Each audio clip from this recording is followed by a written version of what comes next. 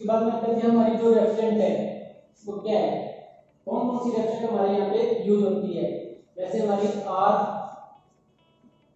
R32, R410, R32, R290, R22, R410, R32 और R290।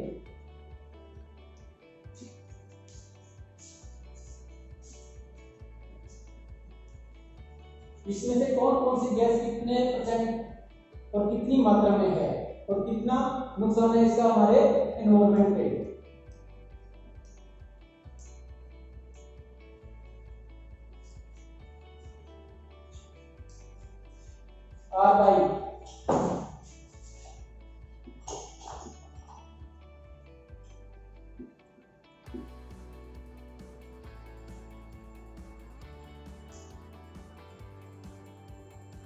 R22 का GWP है 1810 और ODP मीडियम। GWP है क्या, ग्लोबल वार्मिंग पोटेंशियल, ग्लोबल पूरी पृथ्वी वार्मिंग खतरा, पोटेंशियल दबाव, जो हमारी पृथ्वी है वो दबाव में है, खतरा। आज जिस आप पृथ्वी के ऊपर बैठे हो वो एक बम का काम कर दिया।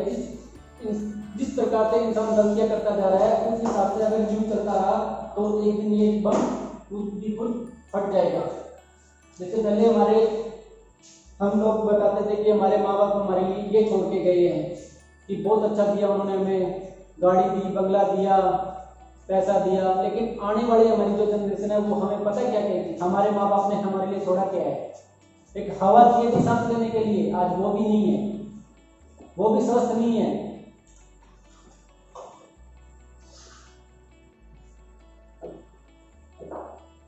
इसके बाद में R410 2090, ODP 0, R32 675, ODP 0, R290 0 3। ये GWP है वो किस चीज के मुकाबले है, आपको पता है हमारी जो पृथ्वी के ऊपर जो कार्बन डाइऑक्साइड की मात्रा ऑक्सीजन की बजाय ज्यादा है और उसका ODP कितना है 0.1, तो उससे नुकसान पहुंचाने की क्षमता है वो बिल्कुल ना के बराबर है। लेकिन जो हम रेफ्रिजरेंट यूज कर रहे हैं वो क्या करती है, अगर इसका R22 का एक कण भी हमारे एनवायरनमेंट के अंदर चला गया तो वो क्या करेगा, हमारे जो ओजोन लेयर के जो सूक्ष्म कण है उसको कंटिन्यू तोड़ता रहेगा और इसका एक कण उसके 10,000 कणों को नष्ट कर देगा। R410 का जो GWP है वो 2090, R22 के मुकाबले कहीं ज्यादा, लेकिन जो इसकी एज है वो R22 के मुकाबले कम है। ये कुछ टाइम बाद ऑटोमेटिकली नष्ट होना स्टार्ट हो जाती है, लेकिन इसकी जो एज है ये कम से कम भी 100 साल तक एनवायरनमेंट के अंदर रहेगी। अगर इसका एक कण भी एनवायरनमेंट के अंदर चला गया, ओजोन लेयर के पास चला गया, तो क्या करेगा 100 साल तक ओजोन लेयर के सूक्ष्म कणों को तोड़ता रहेगा और वो वहीं घूमता रहेगा। लेकिन जो R410 है वो कुछ टाइम के बाद ऑटोमेटिक नष्ट होना स्टार्ट हो जाती है। R32 का जो GWP जो नुकसान को जाने की क्षमता है वो क्या है 675 और इसकी जो एज है ODP कितने टाइम तक ये एनवायरनमेंट में रहेगी, बहुत ही कम। R290 जिसका GWP है 0.3, बिल्कुल ना के बराबर। अगर आपने इसको खुले में छोड़ दिया तो इसका जो नुकसान होगा बिल्कुल ना के बराबर। तो सरकार ने क्या किया, जिस गैस का GWP नुकसान पहुंचाने की क्षमता 750 से कम है वही गैस मार्केट में यूज होगी और बाकी दूसरी गैसें आपको देखने के लिए भी नहीं मिलेगी। आपकी जो R22 गैस है 2025 25 के बाद ये गैस आपको मार्केट में अवेलेबल नहीं होगी, क्योंकि आपको पता है कि किसी भी एसी की लाइफ कम से कम 7 से 8 साल होती है। और 2019 में R22 को सरकार ने बैन कर दिया। उसके बाद में आता है हमारा जो रिफ्रिजरेशन सिस्टम होता है। हमारे मैकेनिक के पास देखो प्रैक्टिकल एक्सपीरियंस अच्छा है, लेकिन थ्योरिकल एक्सपीरियंस बहुत कम होता है। उनको ये नहीं पता होता कि हमारे जो रिफ्रिजरेशन सिस्टम है, इसके अंदर जो पार्ट्स लगे हुए हैं, जो इक्विपमेंट्स लगे हुए हैं, वो क्या काम करते हैं, क्यों लगाए जाते हैं वो। जैसे इसमें कंडेंसर है,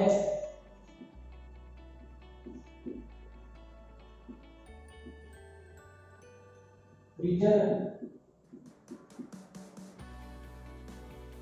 कंप्रेसर,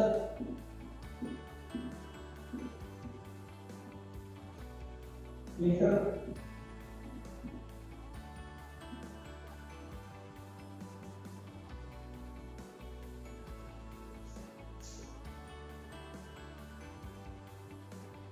हमारे जो मैकेनिक है उनको ये नहीं पता कि कंडेंसर का काम क्या है, फ्रीजर किस आधार पे काम करता है, कंप्रेसर किस तरह वर्किंग करता है और फिल्टर क्यों लगाते हैं। इसके बाद में आती है कैपिलरी ट्यूब क्यों लगाते हैं, इसका काम क्या है। इसमें जो फर्स्ट पार्ट आता है हमारा वो क्या है, कंप्रेसर। कंप्रेसर कितने प्रकार के होते हैं, टाइप ऑफ कंप्रेसर। कंप्रेसर 5 प्रकार के होते हैं, रोटरी, रेस्टिंग, सेंट्रीफ्यूगल और स्क्रू। कंप्रेसर का काम क्या है, कंप्रेसर क्यों लगाया जाता है। कंप्रेसर का काम होता है कंप्रेस करना, किसी भी चीज को एक तरफ से लिया और दूसरी तरफ छोड़ दिया, एक तरफ से खींचा और दूसरी तरफ छोड़ दिया। कंप्रेसर का काम करता है कंप्रेस करना, किसी भी चीज को खींचना और छोड़ना। जब भी आप किसी भी रेफ्रिजरेंट को हाई प्रेशर से लो प्रेशर में कन्वर्ट करोगे तो वो क्या होगी, इसके अंदर से हीट जनरेट होगी। इसके बाद आता है हमारा कंडेंसर। कंडेंसर का काम क्या होता है, जो हमारी रेफ्रिजरेंट कंप्रेसर के बाद कंडेंसर के अंदर से वर्क करती है तो वो क्या होती है, हाई टेम्परेचर और हाई प्रेशर। कंडेंसर क्या करता है, इसके हाई टेम्परेचर को लो टेम्परेचर में कन्वर्ट करता है, क्योंकि इसकी जो हीट है वो हमारा जो फैन होता है वो फैन के जरिए एनवायरनमेंट के अंदर बाहर निकाल दी जाती है। अगर आप किसी भी रेफ्रिजरेंट को गर्म करके ठंडा करोगे तो वो क्या होगा, वो लिक्विड में कन्वर्ट हो जाएगी। दूसरा काम क्या होता है, एक तो हीट को बाहर निकालना और दूसरा लिक्विड जो हमारी रेफ्रिजरेंट होती है वो कहते हैं जब कंप्रेसर से बाहर निकलती है तो वो होती है वेपर में, भाप के रूप में। लेकिन आप किसी भी गैस को अगर गर्म करके ठंडा करोगे तो वो क्या होगी, लिक्विड में कन्वर्ट हो जाएगी। उसके बाद में आता है हमारा फिल्टर। फिल्टर का काम क्या होता है, किसी भी चीज को फिल्ट्रेशन करना। हमारी जो रेफ्रिजरेंट कंडेंसर के अंदर से वर्क कर रही है उसके अंदर किसी भी तरह का कोई भी सूक्ष्म डस्ट या एयर है उसको क्या करती है, वो वहीं का वहीं रिमूव कर लेती है, ताकि हमारी जो आगे कैपिलरी ट्यूब लगी होती है उसके अंदर ना जाए। अगर वो डस्ट हमारा कैपिलरी ट्यूब के अंदर चला गया तो वो क्या करेगा, इसको ब्लॉक कर देगा, जिसकी वजह से हमें हमारा जो सिस्टम है वो बंद हो जाएगा, वो प्रॉपर वर्क नहीं करेगा। उसके बाद आता है एवापोरेटर। एवापोरेटर का काम क्या होता है, एवापोरेटर होता है फ्रीजर। फ्रीजर का काम क्या होता है, कमरे के अंदर से हीट लेना और उसी को वापस ठंडा करके कमरे के अंदर छोड़ देना। उस हीट को लेने और छोड़ने का काम कौन करता है, ब्लोअर, जो हमारा फैन लगा होता है उसके अंदर। वो क्या करता है, कमरे की हवा को खींचता है और उसी को उस कूलिंग कॉइल में से एवापोरेटर में से गुजार के वापस कमरे में छोड़ देता है।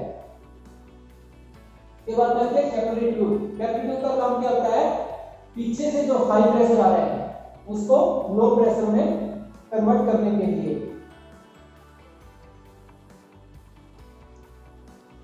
ब्लोअर इंडोर एवापोरेटर, इसके अंदर जो ब्लोअर का होता है वो क्या करता है, वो कमरे की हवा को खींचता है और वापस कमरे के अंदर छोड़ देता है। लेकिन जो हवा एवापोरेटर के अंदर से गुजरेगी वो क्या होगी, ठंडी होके जाएगी। जब हमारा साइकिल चलता है, जब एक्शन साइकिल चलता है तो क्या होता है, एवापोरेटर में जाता है तो वो कूलिंग कॉइल को ठंडा कर देता है। और जब भी कोई हाई टेम्परेचर की चीज लो टेम्परेचर के संपर्क में आएगी तो उसके टेम्परेचर को कम करेगी।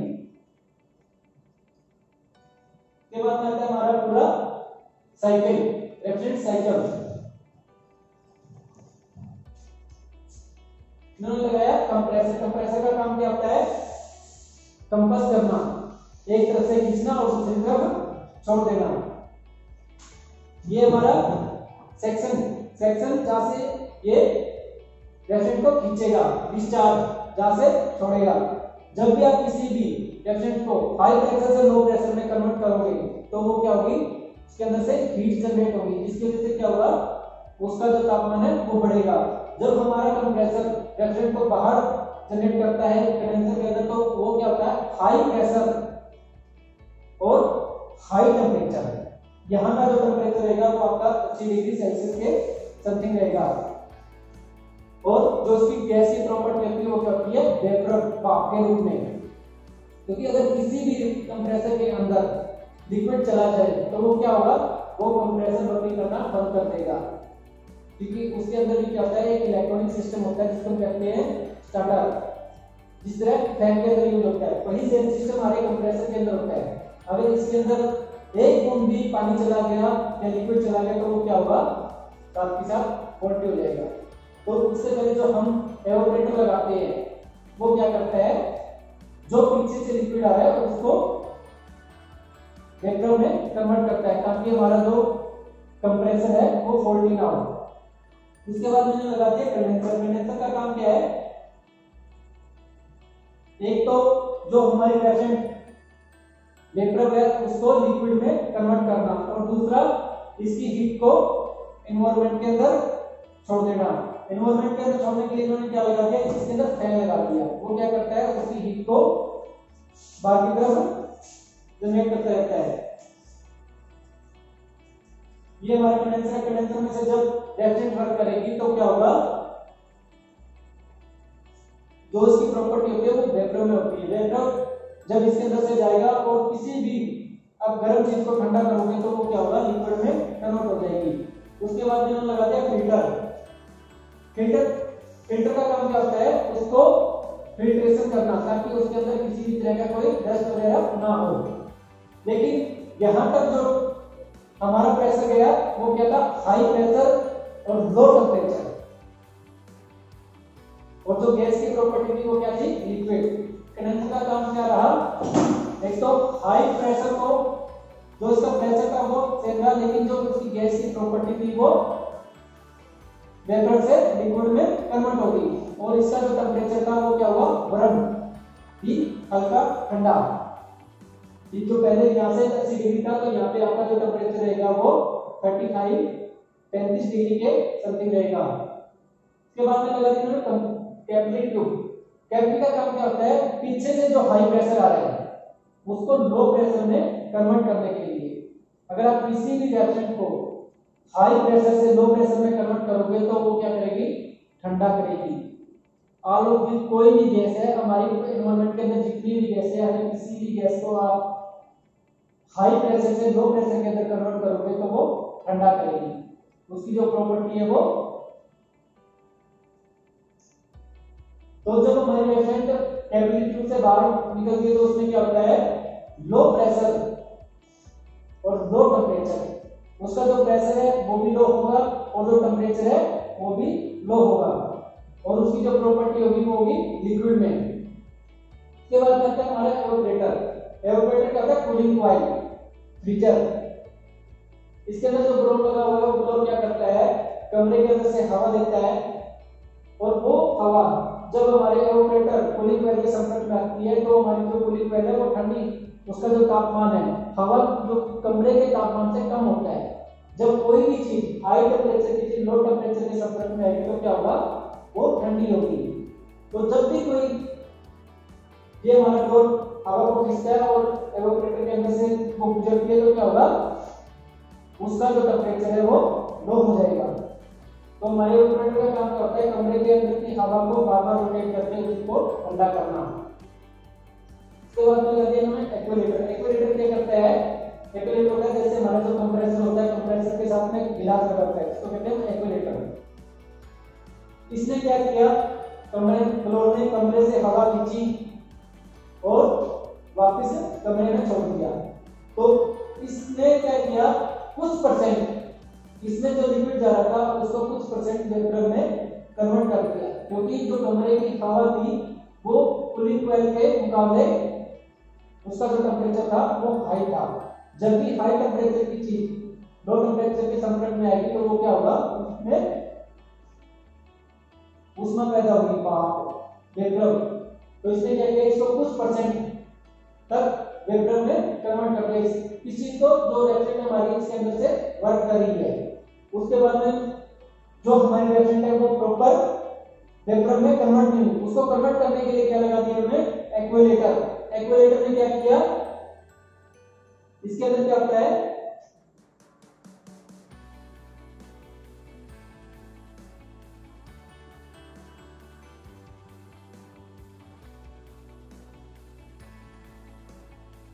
ये जो पाइप होती है क्या होती है, सीधी के अंदर होती है और इसके नीचे एक प्लेट लगी हुई है और इस प्लेट के चारों तरफ छेद है। तो ये चीज बीच में से बिल्कुल क्लोज है। जब हमारी रेफ्रिजरेटर वापस आती है तो क्या करती है, इसके ऊपर रेडिया वो फैल के नीचे की तरफ चली जाती है। और इन्होंने क्या किया, यहाँ से एक और पाइप सीधी कंप्रेसर के अंदर ज्वाइन कर दी ताकि पीछे से जो लिक्विड आए वो सीधा कंप्रेसर में ना जाए, वो सीधा पहले कहां जाए, नीचे एवापोरेटर में, एक्वेलेटर में। एक्वेलेटर में क्या करेगा, जब कंप्रेसर चलता है तो वो उसके साथ अटैच होता है और जब कंप्रेसर चलता है तो आपको पता है वो हीट होता है और वो क्या करता है, एक्वेलेटर इससे हीट लेके इस रेफ्रिजरेटर को वापस वेपर में कन्वर्ट कर देता है। और जब ये वेपर में कन्वर्ट होकर ऊपर की तरफ उठेगी तो ये क्या कर लेता है, इसको यहाँ से सर कर लेता है, खींच लेता है। ये हमारा पूरा रेफ्रिजरेशन सिस्टम। जब हमारा एक्वेलेटर से अंदर जो रेफ्रिजरेटर प्रवेश करेगी उसका जो टेम्परेचर होगा वो लो होगा। जब भी आप देखोगे किसी भी एसी या फ्रिज की जो हमारी फ्रीजर पाइप होती है, सेक्शन पाइप होती है, उसको अगर आप हाथ से छूओगे तो आपको पता लगेगा कि वो काफी ठंडी होती है। लेकिन जब जो डिस्चार्ज होती है, जहाँ पे हमारा जाल लगा होता है, कंडेंसर लगा होता है, उसको अगर हम टच करते हैं तो वो क्या होती है, काफी हीट होती है। तो जो सेक्शन लाइन होती है वो क्या होती है, लो टेम्परेचर, और जो डिस्चार्ज होती है वो हाई टेम्परेचर।